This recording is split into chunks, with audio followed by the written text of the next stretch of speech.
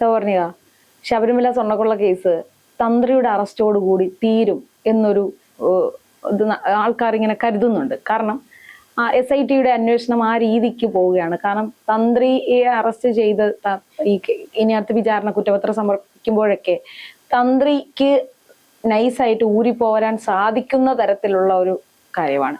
അപ്പൊ അതുകൊണ്ട് തന്നെ തന്ത്രിയുടെ അറസ്റ്റോടുകൂടി ഇനി കൂടുതൽ ആൾക്കാരിലേക്ക് അന്വേഷണം നീങ്ങില്ല എന്നൊരു ചർച്ച നടക്കുന്നുണ്ട്. പക്ഷേ കഴിഞ്ഞ ദിവസം SITക്ക് കടുത്ത വിമർശനമാണ് ഹൈക്കോടതിയിൽ നിന്നുണ്ടായത്. കാരണം ശങ്കർദാസിനെ എന്തുകൊണ്ട് അറസ്റ്റ് ചെയ്യുന്നില്ല എന്ന ചോദ്യം കോടതി തന്നെ ചോദിക്കുന്നുണ്ട്.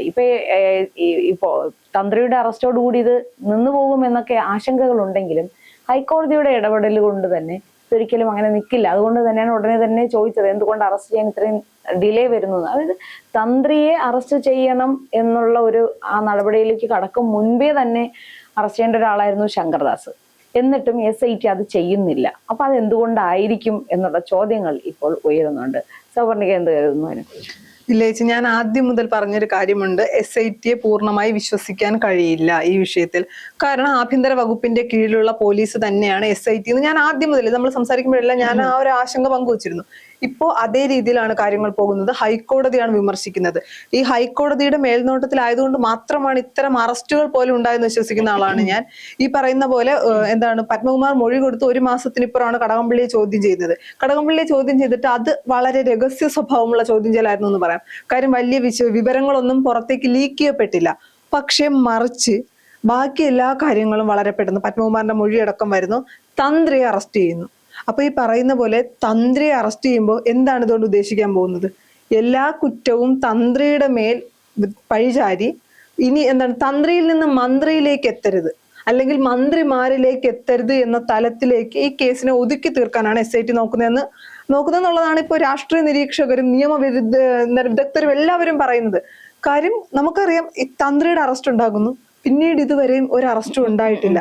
ഈ പറയുന്ന പോലെ പത്മകുമാറിന്റെ മൊഴിയുടെ അടിസ്ഥാനത്തിൽ ഇപ്പൊ ഈ എടുത്തിരിക്കുന്ന അല്ലെങ്കിൽ അറസ്റ്റ് ചെയ്ത തന്ത്രിയെ ഒരിക്കലും ഈ കേസിൽ അകത്തിടാനൊന്നും പൂർണ്ണമായി പറ്റുന്ന രീതിക്കല്ല കേസ് മുന്നോട്ട് പോകുന്നത്.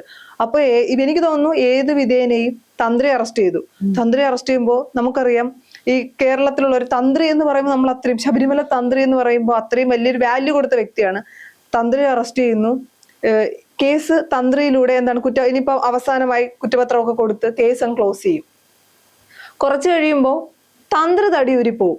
ഇനി ഉണ്ണികൃഷ്ണൻ പോറ്റി വേണമെങ്കിൽ പറയും എന്നെ പോലീസ് അല്ലെങ്കിൽ SIT ചോദ്യം ചെയ്തപ്പോൾ മർദ്ദിച്ചത് കൊണ്ടാണ് ഞാൻ അങ്ങനെയൊക്കെ മൊഴി കൊടുത്തതെന്ന് പറഞ്ഞു പോലും ഇവർ ഇറങ്ങി പോകാനുള്ള സാധ്യതയുണ്ട്. കാര്യം ഏത് വിധേനയും ഇപ്പൊ തന്ത്രിയുടെ പേരിൽ എല്ലാ കുറ്റവും വെച്ച് ഈ പറയുന്ന ഉണ്ണികൃഷ്ണൻ പോറ്റിയെ കൊണ്ടുവന്നത് തന്ത്രിയാണ്. തന്ത്രി നിഷ്കളങ്കനാണെന്നൊരു അഭിപ്രായമൊന്നും എനിക്കില്ല. തന്ത്രിയുടെ അറിവോടുകൂടി തന്നെയാണ് ഇതെല്ലാം നടന്നിട്ടുള്ളത്. മറ്റേതൊരു ഇതുമായി ബന്ധപ്പെട്ട രാഷ്ട്രീയ സ്വാധീനമുള്ള ഒരാളുടെ അറസ്റ്റിനേക്കാൾ ഏറെ ആഘോഷിക്കപ്പെടുന്ന ഒന്നാണ് ഈ തന്ത്രിയുടെ അറസ്റ്റ് എന്ന് പറയുന്നത്. കാരണം ഈ ഒരു സവർണ മേധാവിത്വത്തിന് ഏറ്റൊരു അടിയാണ് എന്ന് ഈ നമ്മുടെ സമൂഹം അതിനെയും ഒന്ന് ആഘോഷിക്കപ്പെടുന്നുണ്ട്. അപ്പൊ അതുകൊണ്ടാണ് അങ്ങനെ ഒരു ചർച്ച ഇവിടെ സജീവമായിരിക്കുന്നത് തന്ത്രിയുടെ അറസ്റ്റോടുകൂടി. അതായത് ശബരിമല അയ്യപ്പന്റെ പിതൃസ്ഥാനത്തുള്ളയാളാണ് ഈ തന്ത്രി എന്ന് പറയുന്നത്. അപ്പോൾ മകന്റെ സ്വർണം കള്ളന്മാർ കട്ടുകൊണ്ടു പോകുമ്പോൾ അച്ഛൻ മിണ്ടാതിരുന്നു എന്നുള്ളൊരു ഒരു കോൺസെപ്റ്റിലാണ് വരുന്നത്. തന്ത്രി കട്ടുകൊണ്ടുപോയി എന്നല്ല, ആ കൊള്ളയ്ക്ക് മൗന അനുവാദം കൊടുത്തു, എതിർത്തില്ല എന്ന രീതിയിലാണ് വ്യാഖ്യാനിക്കപ്പെടുന്നത്. പക്ഷെ ഒരിക്കലും ഇത് അവിടെ വെച്ച് നിർത്തിപ്പോവേണ്ട ഒരു അന്വേഷണമല്ല എന്നുള്ളതാണ് ഹൈക്കോടതി കഴിഞ്ഞ ദിവസം കൂടി നൽകിയ വിമർശനത്തിൽ മനസ്സിലാക്കാൻ സാധിക്കുന്നത്. അതായത് SITക്ക് സ്വന്തം ഇഷ്ടപ്രകാരം അല്ലെങ്കിൽ മറ്റാരുടെയെങ്കിലും നിർദ്ദേശപ്രകാരം പോസ്റ്റ് ചെലുത്തുമ്പോൾ അവരുടെ ഇഷ്ടപ്രകാരം ഈ അന്വേഷണത്തെ വഴിതിരിച്ചു കൊണ്ടുപോകാൻ കഴിയില്ല എന്നതിന്റെ തെളിവ് തന്നെയാണ് നമ്മൾ കാണുന്നത് ഹൈക്കോടതി ഈ ചോദ്യം ചെയ്യുന്നതിലൂടെ. അപ്പൊ ഈ ശങ്കർദാസിനെ ഉടനെ എങ്ങനെ അറസ്റ്റ്, അതായത് തന്ത്രിയെ അപ്രതീക്ഷിതമായി ഒരു ദിവസമാണ് തന്ത്രിയെ അറസ്റ്റ് ചെയ്യുന്നത്. അല്ല, ശങ്കർദാസിനെ അറസ്റ്റ് ചെയ്യണമായിരുന്നുവെങ്കിൽ വളരെ നേരത്തെ ചെയ്യേണ്ടതായിരുന്നു. ഈ പറയുന്ന പോലെ ശങ്കർദാസിനെ എന്തുകൊണ്ട് അറസ്റ്റ് ചെയ്യുന്നില്ല? ഹോസ്പിറ്റലിൽ കിടക്കുന്നതിന്റെ അടിസ്ഥാനത്തിലാണെങ്കിൽ അത്ര ക്രിട്ടിക്കൽ സ്റ്റേജിൽ കിടക്കുന്ന ആളൊന്നുമല്ലല്ലോ ശങ്കർദാസ്. അറസ്റ്റ് രേഖപ്പെടുത്താൻ കഴിയില്ല എന്നൊരു സാഹചര്യം എന്തുകൊണ്ട് ചോദ്യം ചെയ്യാൻ പറ്റുന്നില്ല എന്നൊരു ചോദ്യം ഉണ്ടല്ലോ. എന്തിന്റെ അടിസ്ഥാനത്തിലാണ് ശങ്കർദാസ് ഹോസ്പിറ്റലിലാവുന്നത്? അല്ലെങ്കിൽ അതെന്തുകൊണ്ട് SIT ചോദ്യം ചെയ്യുന്നില്ല? അവിടുത്തെ ഡോക്ടർമാരുടെ അനുവാദത്തോടു കൂടി ചോദ്യം ചെയ്യൽ നടത്താവുന്നതല്ലേ? അല്ല, ഞാൻ ചോദിക്കട്ടെ, ഇപ്പൊ ശങ്കർദാസ് അല്ല ഒരു സാധാരണക്കാരനോ, അല്ലെങ്കിൽ പോട്ടെ സാധാരണക്കാരനൊന്നും ഞാൻ പറയുന്നില്ല, ഒരു കോൺഗ്രസ്സുകാരനായിരുന്നുവെങ്കിൽ ഇവര് കേരളത്തിലെ ആഭ്യന്തര വകുപ്പ് ചോദ്യം ചെയ്യാൻ പോകില്ലായിരുന്നു. എന്തുകൊണ്ട്? ശങ്കർദാസിന്റെ മകൻ പോലീസ് ഉദ്യോഗസ്ഥനായതുകൊണ്ടാണോ? പിന്നെ ഇതിനപ്പുറം ഈ പറയുന്ന പോലെ ശങ്കർദാസിന് CPM-ഉമായിട്ട് അടുത്ത ബന്ധമുണ്ട്. അപ്പൊ പത്മകുമാറിനെ അല്ലെങ്കിൽ സംരക്ഷിക്കാൻ CPM-നായില്ല, പത്മകുമാറിനെ അറസ്റ്റ് ചെയ്തു. ശങ്കർദാസിനെ അറസ്റ്റ് ചെയ്താൽ വീണ്ടും തങ്ങൾ വെട്ടിലാവുന്ന ഉത്തമ ബോധ്യമുള്ളത് കൊണ്ട് SIT-യുടെ മേൽ ആഭ്യന്തര വകുപ്പ് മന്ത്രിയോ അല്ലെങ്കിൽ ആഭ്യന്തര വകുപ്പോ സമ്മർദ്ദം ചെലുത്തുന്നത് ആയിക്കൂടി എന്നൊരു ചോദ്യം ഉണ്ടല്ലോ. ഈ ഹൈക്കോടതി ഇന്നലെ രൂക്ഷമായി വിമർശിക്കുന്നു SIT. എന്നിട്ട് പോലും അപ്പൊ സ്വാഭാവികമായി ഇന്ന് ആ ഡോക്ടറെ കണ്ട് അനുവാദം വാങ്ങി അങ്ങനെ ആണെങ്കിൽ ചോദ്യമൊന്നും ചെയ്യേണ്ടതില്ല. അതുപോലും ചെയ്യാൻ പറ്റുന്നില്ല എങ്കിൽ ഒന്നുകിൽ SIT ആരെയോ ഭയക്കുന്നു, അല്ലെങ്കിൽ ആരുടെയൊക്കെ ഇഷ്ടങ്ങൾക്ക് വേണ്ടി SIT തുള്ളുന്നു എന്ന് തന്നെ പറയേണ്ടി വരും. പെട്ടെന്നായിരുന്നു തന്ത്രിയുടെ അറസ്റ്റ്. അത് കഴിയുമ്പോൾ മറ്റൊരു അറസ്റ്റ് ഉണ്ടാകുന്നില്ല. കേസ് നിർത്തിയ രീതിക്ക് മുന്നോട്ട് പോകുന്നത് എന്തുകൊണ്ട്? അപ്പൊ എല്ലാ കുറ്റവും തന്ത്രിയുടെ മേൽ ആരോപിച്ച് ഇവിടെ വെച്ച് കേസ് നിർത്താമെന്നാണ് SIT കരുതുന്നത്. രാഷ്ട്രീയ നേട്ടം ഉണ്ടാക്കേണ്ട കേസുകളിൽ അന്വേഷണം വളരെ നല്ല രീതിയിൽ നടക്കുകയും അറസ്റ്റുകൾ ഏത് പാതിരാത്രി ആയാലും അറസ്റ്റുകൾ നടത്താനും കഴിവുള്ളവരാണ് കേരള പോലീസ് എന്ന് കഴിഞ്ഞ ദിവസത്തെ സംഭവങ്ങളിലൂടെ കേരളത്തിന് ബോധ്യപ്പെട്ടതാണ്. കാരണം ഇമെയിൽ വഴി കിട്ടിയ പരാതി, സൂം മീറ്റിങ്ങിലൂടെ കിട്ടിയ മൊഴിയെടുപ്പ്, അതിന് രാഖി രാമാനം പോയി അറസ്റ്റ് ചെയ്തുകൊണ്ട് വരാൻ ഇവർക്ക് അറിയാമായിരുന്നു. കാരണം അതിന് രാഷ്ട്രീയ പ്രാധാന്യമുണ്ട്, രാഷ്ട്രീയ നേട്ടമുണ്ട്, രാഷ്ട്രീയപരമായുള്ള ഒരു ഫോഴ്സ് ഉണ്ടായിരുന്നത് കൊണ്ട് തന്നെയാണ് അത് അത്രയും രഹസ്യമാക്കി കാര്യങ്ങൾ നടന്നു. പക്ഷെ ഈ വിഷയത്തിൽ അതേപോലെ തന്നെ രാഷ്ട്രീയ സ്വാധീനമുണ്ട് എന്തിന് അറസ്റ്റ് ചെയ്യാതിരിക്കാൻ. ആ ഒരു ഇൻഫ്ലുവൻസ് ആണ് ഇവിടെ നമുക്ക് കാണാൻ കഴിയുന്നത്. എത്രയോ നാളുകളായി ഒരു ചോദ്യം ചെയ്യാൻ പോലും, ശങ്കർദാസിനെ ചോദ്യം ചെയ്യാൻ പോലും കഴിഞ്ഞിട്ടില്ല. ഇപ്പൊ പത്മകുമാറിനെയും വാസുവിനെയും എല്ലാം അറസ്റ്റ് ചെയ്തത് തന്നെ വളരെ സമയമെടുത്തായിരുന്നു. എന്നിട്ട് പോലും അതിനേക്കാൾ സോണി പറഞ്ഞ പോലെ വീണ്ടും വളരെയധികം സമയമെടുത്താണ് കടകംപള്ളിയെയും പ്രശാന്തിനെയും ചോദ്യം ചെയ്യാൻ വിളിപ്പിച്ചത്. പക്ഷെ ആ ചോദ്യം ചെയ്തതിന്റെ ഒരു കാര്യം പോലും പുറത്തു വിട്ടിട്ടില്ല എന്നുള്ള പറയുന്ന അതിന്റെ അകത്തും ഒരു ദുരൂഹതയുണ്ട്. ഈ പറയുന്ന പോലെ ആദ്യം എല്ലാവരും പറഞ്ഞ എന്താണ്, തന്ത്രി വഴി മന്ത്രിയിലേക്ക്, തന്ത്രി വഴി മന്ത്രിയിലേക്കും പോകാൻ പോകുന്നില്ല. ഞാൻ ചേച്ചി എഴുതി വെച്ചോ, ഇങ്ങനെ ഹൈക്കോടതി വിമർശിച്ചില്ല എങ്കിൽ SIT കേസ് എല്ലാം തന്ത്രിയുടെ തലയിൽ വെച്ച് ബാക്കിയുള്ളവരെ സംരക്ഷിക്കും. ഇപ്പൊ ഈ പറയുന്ന പോലെ പത്മകുമാർ എന്ന് പറയുന്നത് CPM-കാരനാണോ? അതിൽ തർക്കമില്ലല്ലോ. വാസു എന്ന് പറയുന്ന CPM-കാരനാണോ? അതിലും തർക്കമില്ലല്ലോ. അപ്പൊ ഇനി വരാൻ പോകുന്നതും CPM-കാരായിരിക്കുവേ?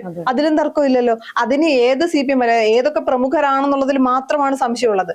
അപ്പോ തങ്ങളുടെ പാർട്ടിക്കാർ ഇപ്പൊ അകത്ത് കിടക്കുന്നു, തങ്ങൾ ഇത്രയും പ്രതിരോധത്തിലായി, ഇനി ഒരു അറസ്റ്റ് കൂടി നടത്തി, അല്ലെങ്കിൽ ഈ പറയുന്ന പോലെ കടകംപള്ളി ചോദ്യം ചെയ്ത പോലും തങ്ങൾക്ക് നെഗറ്റീവായി ബാധിച്ചു, ഇനി ഒരു അറസ്റ്റും കൂടെ നടത്തിയാൽ അത് തങ്ങളെ ബാധിക്കുമെങ്കിൽ കേസ് ആഭ്യന്തര വകുപ്പിന്റെ കീഴിലുള്ള SIT-യിൽ സമ്മർദ്ദം ചെലുത്തി കേസ് അവിടെ വെച്ച് നിശ്ചലമാക്കാം. ഈ പറയുന്ന പോലെ വിശ്വാസികൾക്കോ കേരളത്തിലെ പൊതുസമൂഹത്തിനോ ആഗ്രഹിക്കുന്ന പോലെ, അല്ലെങ്കിൽ ഇപ്പൊ വിശ്വാസികൾ എന്ന നിലയ്ക്ക് എല്ലാവരും ആഗ്രഹിക്കുന്ന എന്താണ്, സ്വർണം കെട്ടത് ആരായാലും അവർ ശിക്ഷിക്കപ്പെടണം, അല്ലെങ്കിൽ അവർ നിയമത്തിന് മുന്നിൽ വരണം എന്നാണ്. അത് വേണ്ട, തങ്ങളുടെ ഇഷ്ടങ്ങൾ നടക്കട്ടെ. തങ്ങൾക്ക് രാഷ്ട്രീയമായി അറസ്റ്റുകൾ നടന്നാൽ തങ്ങൾ കുടുങ്ങുമെങ്കിൽ CPM അല്ലെങ്കിൽ സർക്കാർ കരുതുന്നത് ഈ കേസ് ഇവിടെ വെച്ചങ്ങ് നിർത്താം. എല്ലാ കുറ്റവും തന്ത്രിയുടെ മേൽ ആരോപിക്കുന്നു, അല്ലെങ്കിൽ തന്ത്രി നിഷ്കളങ്കനാണെന്ന് ഞാൻ പറയുന്നില്ല, തന്ത്രി തെറ്റ് ചെയ്തിട്ടുണ്ട്, പക്ഷെ എല്ലാ കുറ്റവും തന്ത്രിയുടെ മേൽ വരട്ടെ. ഇത് കഴിഞ്ഞ് ഈ ചർച്ച ഇപ്പൊ വലിയ സജീവമായി നിൽക്കുന്നു. മറ്റു വിഷയങ്ങൾ കൊണ്ട് ഈ ചർച്ചയെ ഒന്ന് അല്ലെങ്കിൽ ഈ വിഷയത്തിൽ നിന്ന് ശ്രദ്ധ മാറ്റാൻ വേണ്ടി പരമാവധി ശ്രമിക്കുന്നു. എന്തൊക്കെ സംഭവങ്ങൾ ഉണ്ടാക്കി ശ്രദ്ധ മാറ്റാൻ ശ്രമിച്ചാലും കോടതിയുടെ നിരീക്ഷണം ശക്തമായിരിക്കും.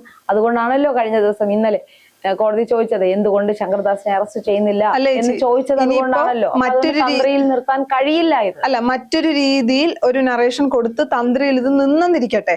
അത് കഴിഞ്ഞാൽ സ്വാഭാവികമായി നമുക്കറിയാം 1-2 വർഷം കഴിയുമ്പോൾ ഈ വിഷയം കൂടുതൽ തണുക്കും. ആ സമയത്ത് തന്ത്രി ഊരി പോവുകയും ചെയ്യും. ഉണ്ണികൃഷ്ണൻ പോയിട്ട് ഞാൻ ആദ്യം പറഞ്ഞതുപോലെ പറയും, ഞാൻ അങ്ങനെ പറഞ്ഞത് SIT-യുടെ സമ്മർദ്ദം മൂലമാണ്, അല്ലെങ്കിൽ എന്നെ ഉപദ്രവിച്ചത് കൊണ്ടാണെന്ന് പറയുകയും ചെയ്യും. ഇവരെല്ലാവരും രക്ഷപ്പെടുകയും ചെയ്യും.